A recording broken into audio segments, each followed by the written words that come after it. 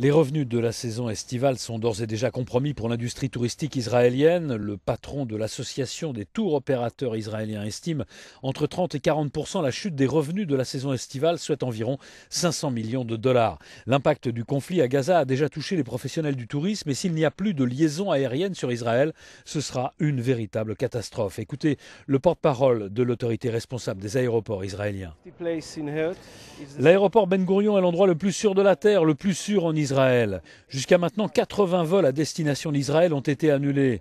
Nous espérons dans les heures à venir qu'ils vont changer leur décision et revenir en Israël. Le taux d'occupation des hôtels est tout juste à 30% actuellement, contre 70 à 80% pendant les étés où Israël ne connaît pas de conflit. À l'absence de visiteurs étrangers, en particulier de pèlerins, vient s'ajouter l'appel de dizaines de milliers de réservistes dans l'armée, déprimant le marché touristique intérieur. L'association des hôteliers israéliens estime qu'il y aura 35% de visiteurs en moins dans les régions touristiques au troisième trimestre et que selon la compagnie aérienne israélienne El Al, ces pertes seront de 50 millions de dollars.